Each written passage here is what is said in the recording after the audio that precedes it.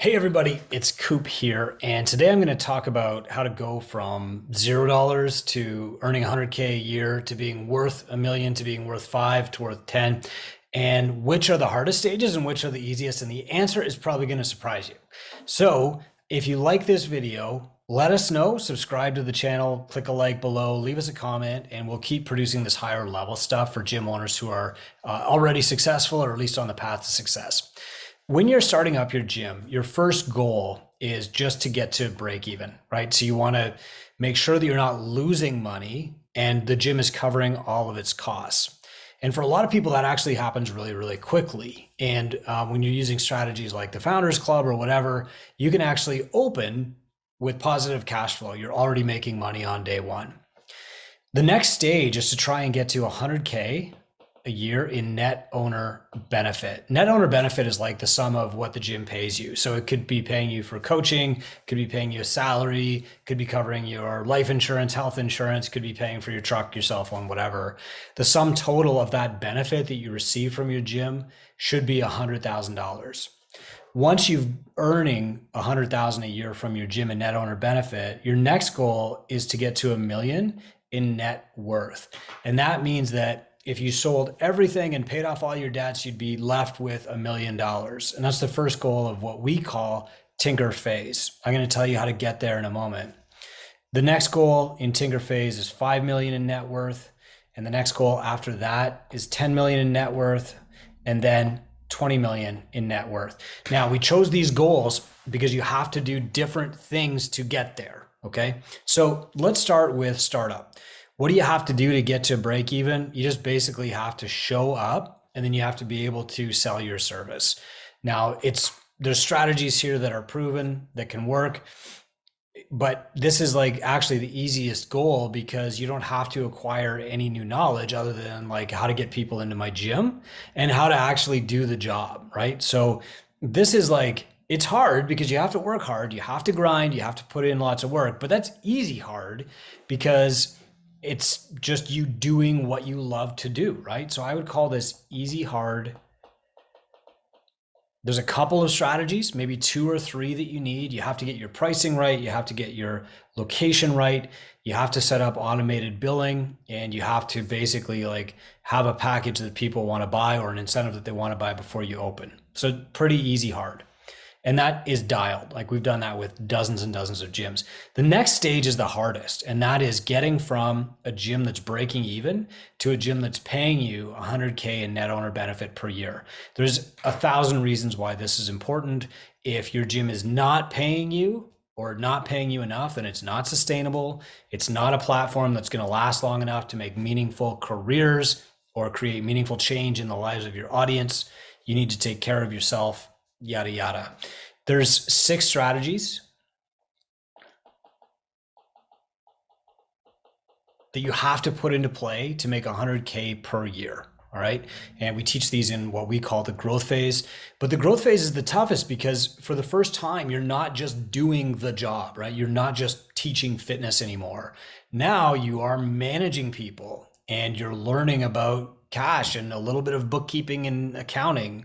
And you are learning about hiring people and firing people, and you're learning about pricing, and you're learning about marketing for the first time, and you're learning how to sell a higher value service, and you're learning which clients you have to prioritize and which clients will guide you in the right direction and which will guide you in the wrong direction.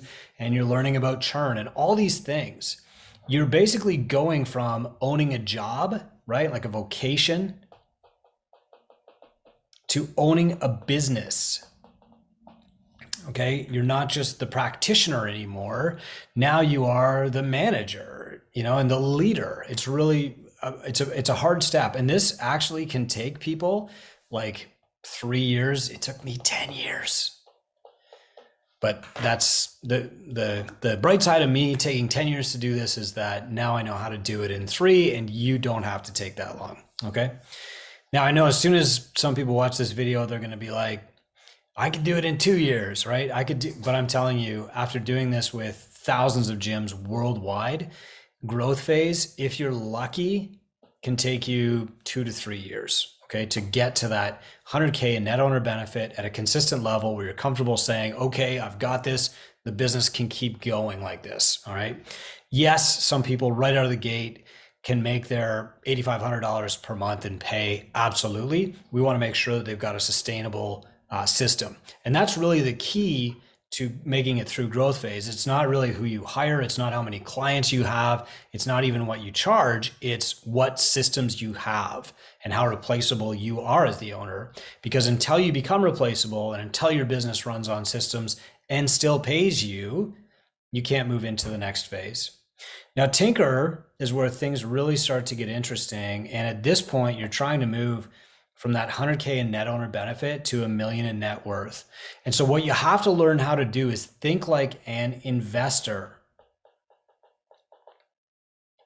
And that means taking money from one place and putting it somewhere else where it can compound. So that means taking money out of your business, right? Remember this 100K up here? Maybe you don't need all that to live. So maybe every year you invest 10K in something else, or 5K or 1K or whatever that is. You want to put it somewhere else where it can compound without you working on it. And that's the key, because you're always going to have this business and you'll always have to work in that business a little bit. So you want to take the money out of that business and put it somewhere else where its success and its compounding effect does not depend on you working anymore. So that could be, for example, index funds, right? You could put it in the stock market. You could buy Bitcoin with it. You could put it into another business, right? You could invest it in somebody. You could lend it to somebody.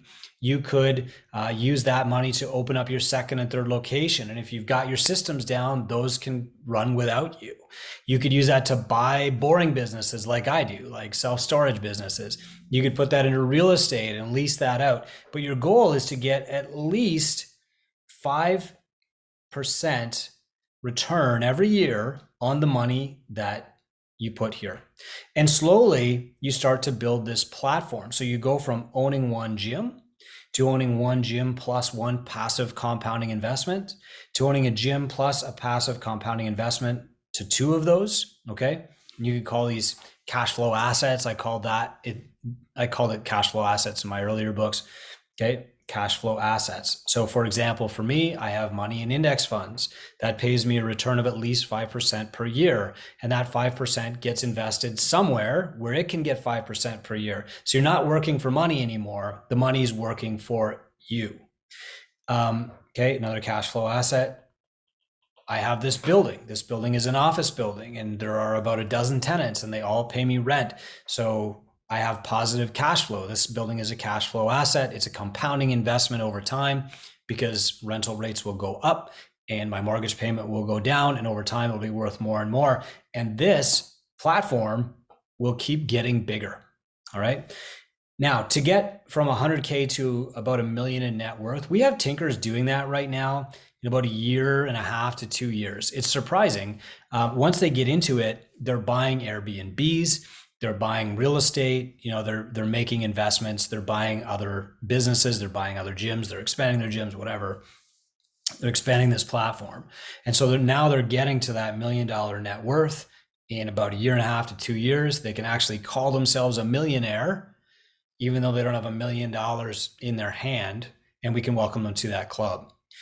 So the strategy to get from 100K net owner benefit to $1 million is basically get money out of your primary business and invest at places where you don't have to work the money works by itself. The strategy to get from $1 million to $5 million is basically patience. So if you just keep your primary gym and you keep making these investments and you keep compounding your returns, eventually, if you wait long enough, you're going to get to 5 million. Now, we're entrepreneurs. We don't like waiting, right? Like standing in line is the worst. And there's some volatility there too. If the stock market goes down or whatever, you have to wait longer. If Bitcoin drops, you have to wait longer. So usually what that means is we go from 1 million to 5 million through acquisition. Okay. And you can acquire investments that compound faster, or you can acquire other businesses where you're going to get more than a 5% return. Okay. So really the goal to get from 1 million to 5 million is to optimize the compounding of the investments that you make. So for example, if you know that you can get a 10% return year over year by buying out another gym, then that's great. I use 5% as my baseline because that's basically what you'd get like in an index fund. Okay. If you know that you can get a higher compounding return by buying Bitcoin, then you do that and you get to 5 million faster. Now, of course, what you're doing here is you're balancing risk against speed. But when you're at this level, what you want to do is you want to try and buy speed within your risk tolerance. So this is also a tip for those of you who are working with high value clients or selling a quote unquote high ticket service. People at this level are buying speed. Okay. I would pay for a concierge service at the bank because I want to buy speed. I want to get access to funds faster. I would pay for a personal trainer because I want to buy speed. I don't want to spend 20 hours in the gym every week anymore. Okay. Etc. The way that you get from 5 million to 10 million is allocation. So you invest your time and your money in the places that will get you the fastest returns best.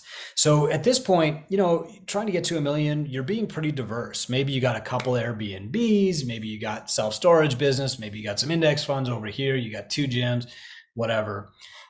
To get to 5 million, you're acquiring more stuff. Like, okay, I'm going to buy a couple more buildings. I'm going to buy 3 Airbnbs or whatever that is. Okay. Maybe you're even starting something. I'm starting a programming company. All right. When you get to 10 million, what you really have to do is focus down hard on the things that are giving you the best returns and go all in on those. So instead of going broad, now you're just going deep, right? And Warren Buffett has a famous quote that says, there's always someplace better I can put my money. And to go from 5 to 10 million, thinking like an investor, you have to think like, what is the best return here? And focus all of your energy, time, and money on that. And then to get to 20 million in net worth, which is kind of the start of what we call the thief phase, where you just basically start giving back every year. That key is really, it's different for everybody. And it could mean that you're selling like your primary businesses. You're not working in anything anymore. It could mean that your time is so valuable that people can't really buy it anymore. And so instead you're buying like assets. It could mean that you're building bigger teams. It could mean that you're turning your platform inside out and getting people like going out and building their own platforms on your platform. It requires this level up in mindset. It could mean that you're buying a bunch of other franchises. It could mean that you're buying a bunch of buildings, you're rolling them up into one package, stuff like that. Okay. It requires higher level thinking. The key here though is like, at startup, people think they need a ton of ideas. You don't. You need maybe 2 to 3 strategies to get open and get profitable. In growth, you need 6 strategies to make your gym profitable. That's my book, Gym Owner's Handbook. And we teach something called 6 strategies. In Tinker, you probably need about 8 things, okay, going on: cash flow, assets, your gym, your business, your investments. And then when you get here though, you really want to focus on like 1 to 2 things again. So hopefully that helps you. This is like how we coach people from absolute startup to being millionaires. And this week alone, we managed to certify 7 brand new millionaires. And this was like just the thrill of a lifetime for me, because when I started as a gym owner, nobody was getting past growth stage. People were starting up, they were getting profitable, and then they were fading away in 5 or 6 years. Nobody was actually becoming successful. Nobody was able to retire. Nobody was able to be so successful that they could turn around and help other people. Because one thing that I've learned from making millionaires is that when you make the right people millionaires, the first thing they want to do is make everybody else a millionaire too. So these are the strategies. This is the path. This is why you need different advice at each stage. This is why I wrote Founder, Farmer, Tinker, Thief. This is why we produce these videos. And this millionaire status is exactly where I want gym owners to get. The more mistakes that you make here, the longer it's going to take you to get through this stage. It's why it took me 10 years to get through the growth stage. It's why our clients are getting through it faster and faster and faster now, because we've got the mistakes or the answers to the mistakes kind of fixed. We've helped them avoid the mistakes so they can get through it quicker. And then once they get up to Tinker, they can determine how generous they want to be with their time, their money, and their energy. I hope this helps. If you liked it, hit subscribe or hit like or comment. Let me know.